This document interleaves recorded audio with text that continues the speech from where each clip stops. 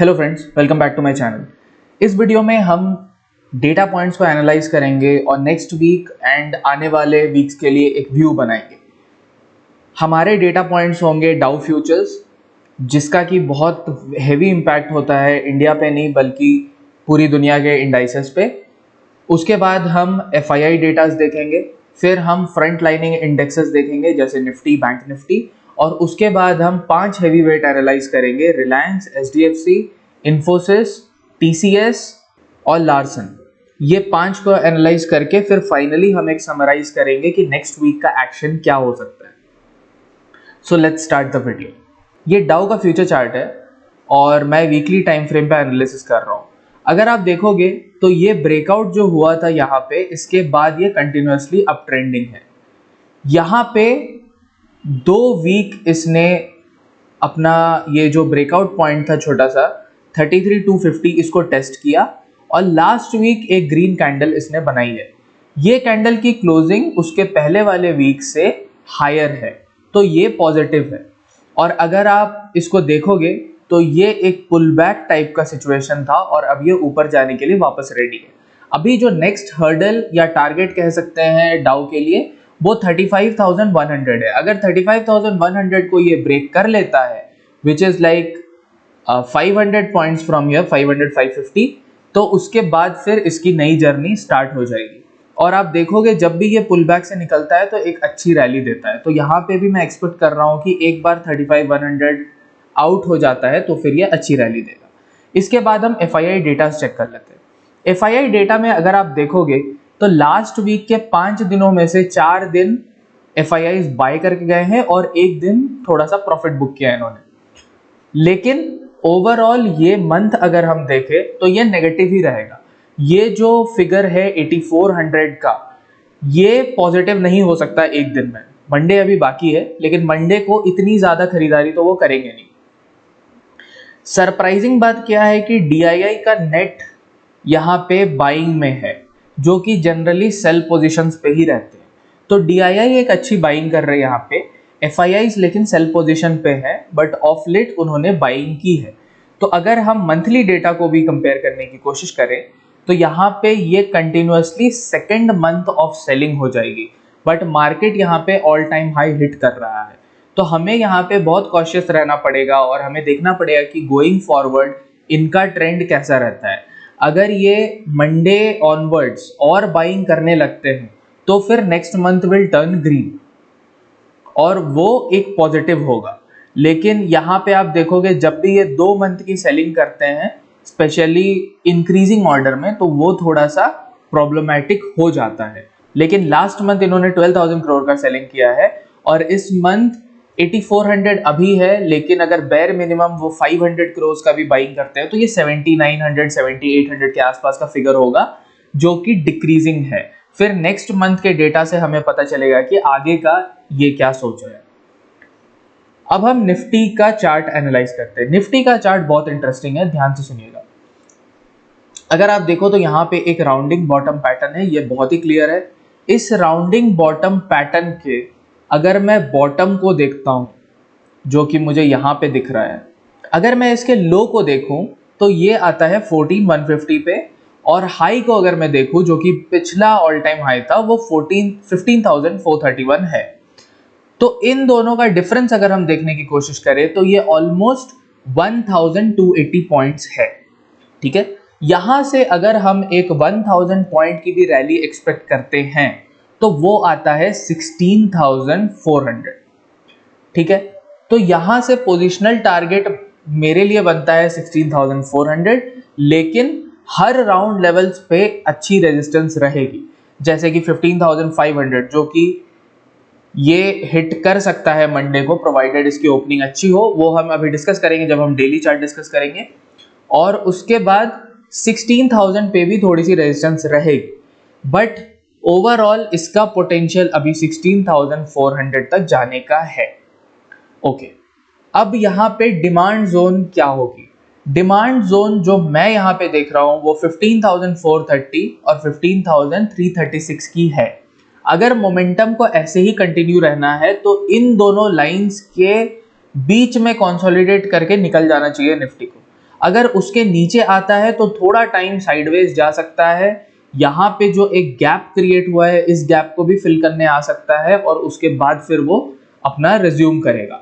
In any case मेरे लिए ये ट्रेंड चेंजिंग सिचुएशन होगा only if 15,044 is taken out on a weekly closing basis. अगर ये चला जाता है तो फिर मार्केट यहाँ के रेंज में आ जाएगा जो कि थोड़ा सा प्रॉब्लमेटिक हो जाएगा। तो यहाँ पे अभी आप तीन कैटेगरी यहाँ पे अज्यूम कर सकते हो।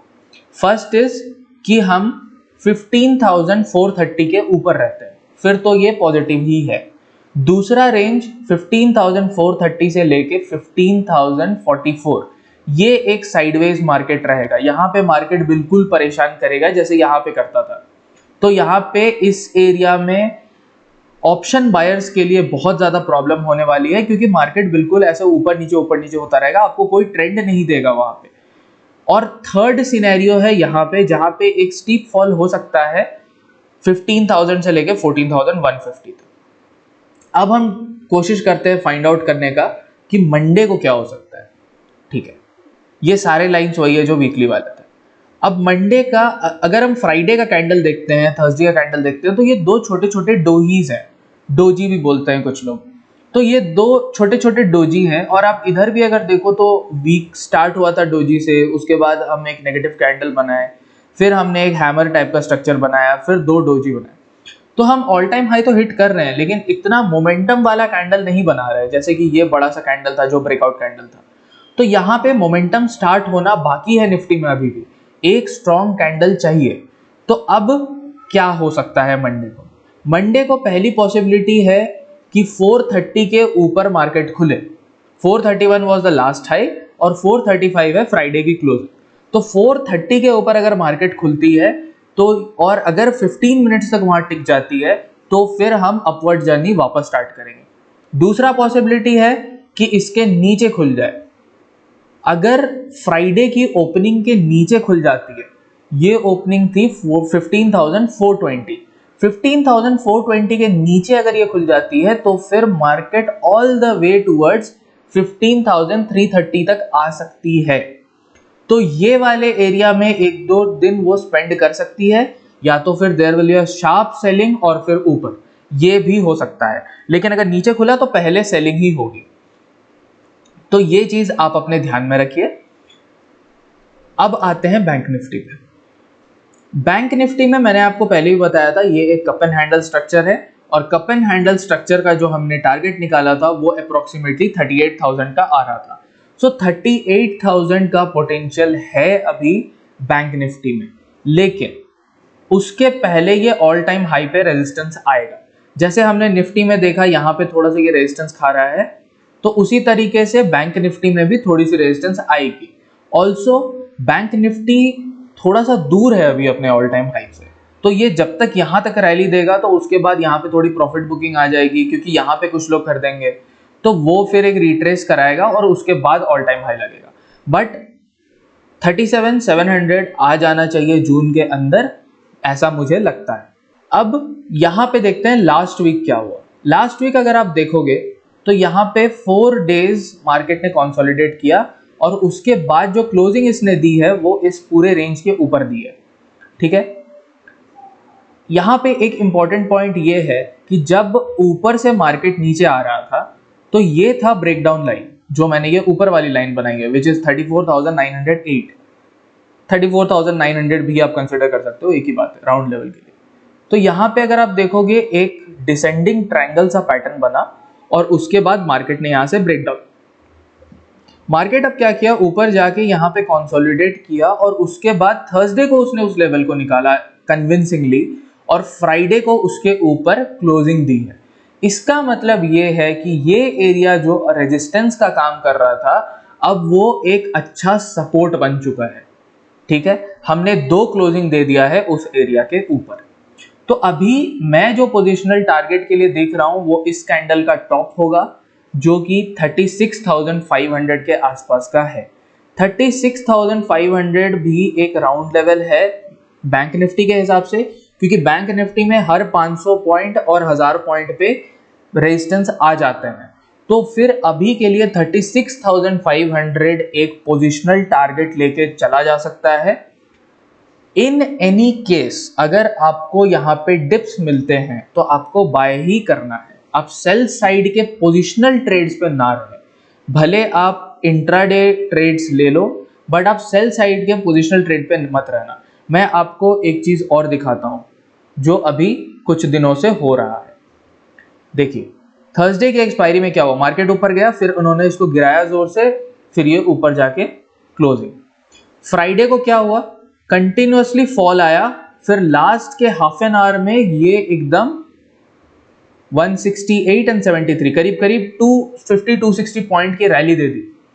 तो मार्केट को नीचे जाना नहीं है, ये जितनी भी सेलिंग आ रही है ये स्मॉल प्लेयर्स या फिर वीक हैंड्स को वाइप आउट करने के लिए आ रही है।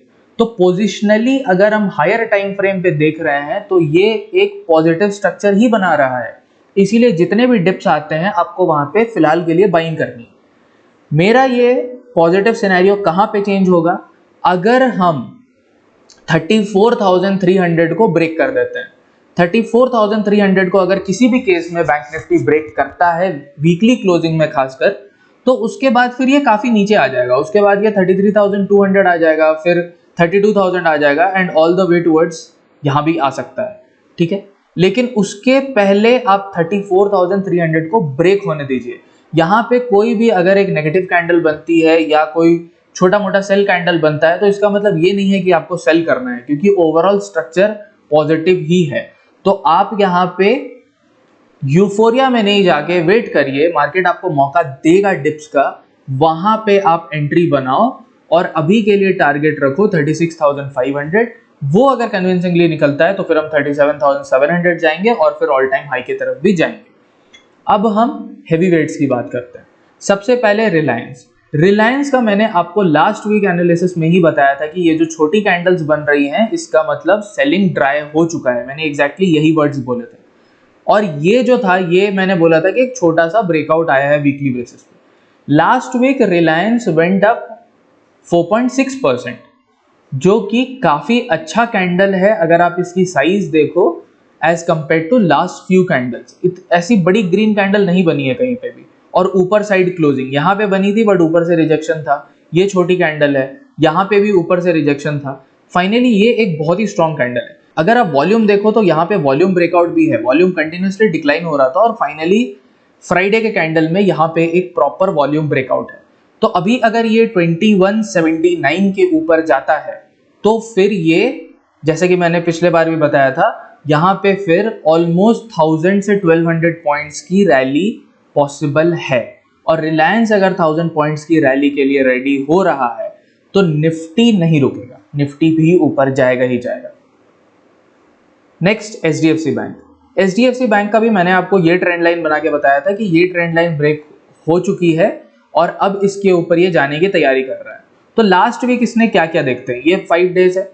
सबसे पहले ये वापस आके इस ट्रेंड लाइन को टेस्ट किया, अब ये वापस यू टर्न ले चुका है। एंड अगर हम इसकी वीकली चार्ट को देखें तो आप देखोगे वीकली चार्ट में एग्जैक्टली वही हुआ है, ये हुआ ब्रेकआउट, ये हुआ ट्रेंड लाइन का रीटेस्ट। और अब अगर हम इसके हाई के ऊपर निकलते हैं जो कि है 1520, तो एक रैली आ सकती है टुवर्ड्स 1565 एंड देन टुवर्ड्स 1632, उसके ऊपर ऑल टाइम हाई लगेगा। इनफैक्ट यहीं से ऑल टाइम हाई एक्टिवेट हो चुका है, बट सीक्वेंशियली इसको कंसिडर करेंगे तो बेटर रहेगा। अब कंसिडर करते हैं TCS। अगर हम TCS का चार्ट देखें, टेक वैसे भी बहुत ज्यादा बुलिश था लास्ट वीक। अगर हम TCS का चार्ट देखते हैं तो TCS में एक रैली आई थी, यहाँ पे ये एक रेंज बनाने की कोशिश कर रहा है। ये रेंज जब तक ब्रेक नहीं होती है ऊपर साइड पे, TCS में बुलिश रहना ठीक नहीं है। आप चाहे तो 3000 के आसपास या 3100 के आसपास एक बाइंग का अटेम्प्ट ले सकते हैं, बट प्रोवाइडेड आप ओपन हो डाउनसाइड के लिए भी। प्रॉपर बाइंग इसमें बनेगी 3350 के ऊपर, जहां पे ये रेजिस्टेंस ले रहा है। उसके ऊपर एक बार ये निकलता है तो फिर ये आपको प्रॉपर मोमेंटम दिखाएगा। नेक्स्ट देखते हैं इन्फोसिस ज्यादा बुलिश है, एज कंपेयर टू TCS। मैं आपको दिखाता हूँ। इन्फोसिस में अगर आप देखोगे यहाँ पे एक रेंज बना, फिर ये रेंज की ब्रेकआउट देके यहाँ पे ये कंसोलिडेट कर रहा है। अगर आप देखोगे तो ये रेंज की ब्रेकआउट थी और यहाँ पे ये कंसोलिडेट कर रहा है। अब ये एक स्टीप फॉल था, तो यहाँ पे राइज भी स्टीप होगा एंड नेक्स्ट वीक के अराउंड या फिर 1-2 वीक के अंदर हम यहाँ पे 1474 का लेवल्स टारगेट कर सकते हैं, वो आने की उम्मीद है यहाँ पे। और उसके ऊपर फिर यहाँ भी एक राउंडिंग बॉटम बनेगा ऐसा, तो फिर वो राउंडिंग बॉटम का टारगेट आएगा 1474 एंड 1319, ऑलमोस्ट 150 पॉइंट्स कंसिडर कर सकते हैं। तो फिर ये 1625 के तरफ बढ़ना चालू करेगा। इसका अगर हम वीकली चार्ट देखेंगे तो वीकली चार्ट में भी आप देखो ये बहुत ही क्लियर है। यहाँ पे एक नेगेटिव कैंडल बनी थी बट उसके बाद कोई फॉलोअप नहीं आया। इस नेगेटिव कैंडल के अंदर ही बाकी के 5 वीक रहे, तो यहाँ पे बहुत अच्छा कंसोलिडेशन हुआ है और फाइनली यहाँ पे ब्रेकआउट हुआ है। इन्फी को खरीदने का बेस्ट प्लेस रहेगा 1378-1380 के बीच में। अगर ये कोई भी पुल बैक देता है, इंट्राडे हो या किसी भी दिन एक नेगेटिव कैंडल बनाता है लेकिन क्लोजिंग 1379 के ऊपर 1380 के ऊपर देता है, तो यहाँ पे एक बहुत अच्छी बाइंग बनेगी जो कि 1475-1477 के टारगेट्स के लिए होगी। नेक्स्ट हम चेक करते हैं लार्सन। तो लार्सन का थोड़ा सा हिस्टोरिक चार्ट देखते हैं। अब लार्सन कंप्लीटली अपमूव में है। यहाँ से ये नीचे फॉल आया था और उसके बाद जब ये ऑल टाइम हाई के पास गया तो वहाँ पे जो नेचुरल प्रॉफिट बुकिंग आती है वो आया and now it is trying to break out again. तो यहाँ पे स्ट्रक्चर क्या है? यहाँ पे स्ट्रक्चर एक कप एंड हैंडल का है। अगर आप देखोगे तो ये एक कप है और ये उसका हैंडल बन रहा है, ठीक है। तो ये एक कप एंड हैंडल का स्ट्रक्चर बन रहा है। तो इसकी टारगेट कितनी आएगी? अगर ये ऊपर ब्रेकआउट करता है तो 800 से 550 विच मीन 750 पॉइंट्स। तो एक बार ये 1550 के ऊपर क्लोजिंग दे दे तो फिर it will get ready for 2300 and 2350 targets के लिए रेडी रहेगा। अगर आप पिछले वीक का भी कैंडल देखो तो ये बहुत ही बुलिश है। उसके पहले वीक में वॉल्यूम देखो आप ज़्यादा है और यहाँ पे कैंडल बुलिश है, और उसके पहले वाला जो वीक था यहाँ पे आई थी ब्रेकआउट, क्योंकि ये छोटी सी कंसोलिडेशन हुआ, फिर यहाँ ब्रेकआउट आया और ये अब फॉलोअप कर रहा है। तो लार्सन यहाँ पे बहुत ही बुलिश है। आप लार्सन को अपने रडार में रख सकते हो। 1550 के ऊपर ये और ज़्यादा बुलिश हो जाएगा। अब फटाफट समराइज करते हैं। तो हमने ये देखा कि global markets are positive, that is Dow is positive, FII data is turning positive, bank Nifty हमें पॉजिटिव दिख रहे हैं। छोटा मोटा कंसोलिडेशन हो सकता है क्योंकि ऑल टाइम हाई के पास है निफ्टी, और बैंक निफ्टी में मैं ज़्यादा पॉजिटिव हूँ क्योंकि बैंक निफ्टी, अगर मैं आपको फिर से एक बार दिखाऊं तो बैंक निफ्टी ने एक प्रॉपर ब्रेकआउट दिया है कप एंड हैंडल का, और उसके बाद का जो पोस्ट कंसोलिडेशन होता है ब्रेकआउट के बाद वाला, उसके ऊपर क्लोजिंग दी है। तो इसलिए मैं बैंक निफ्टी में काफ़ी पॉजिटिव हूँ। ऐसा हो सकता है कि ये 34,900 तक वापस आए, लेकिन ओवरऑल ये पॉजिटिव है और अगले वीक के लिए भी मैं काफ़ी पॉजिटिव हूँ बैंक निफ्टी के लिए। निफ्टी के केस में डिपेंड करेगा कि सेक्टर्स कैसे परफॉर्म करते हैं, क्योंकि ये ऑल टाइम हाई के ऊपर है और निफ्टी के लिए 15,500 एक हर्डल बनने वाला है। अगर ये 15,500 को पहले 1 या 2 दिन में निकाल दे, वो कि मंडे या ट्यूसडे में निकाल दे, तो फिर यहाँ पे एक बहुत अच्छी रैली आ सकती है निफ्टी के अंदर भी। तो ओवरऑल मैं पॉजिटिव हूँ मार्केट के लिए नेक्स्ट वीक के लिए। मैंने आपको लेवल्स भी बता दिए हैं जिसके नीचे आपको नेगेटिव हो जाना है, that is 1544 in Nifty and 34,300 in bank Nifty. अगर इन दोनों के नीचे आपको कन्विंसिंग अच्छी बड़ी कैंडल के साथ क्लोजिंग मिल जाती है तो फिर आपका बायस नेगेटिव हो जाना चाहिए, क्योंकि मार्केट है, मार्केट में न्यूज़ फ्लो कुछ भी हो सकता है। ये हम स्ट्रक्चरली एनालाइज कर रहे हैं, लेकिन इसके बावजूद ओवरनाइट इवेंट्स हो सकते हैं। तो इस चीज़ का आप ध्यान रखें, लेकिन पोजिशनली आप लॉन्ग ही बना के रखें और इंट्राडे में आप अपने सिस्टम के हिसाब से ट्रेड करें। बाकी जो मैंने 5 हैवी वेट डिस्कस किए यहाँ पे, वो 5 हैवी वेट भी मुझे काफ़ी अच्छे लगते हैं। लेवल्स मैंने बता दिए हैं, आप उनके हिसाब से ट्रेड करें। इस वीडियो में इतना ही friends, thank you so much.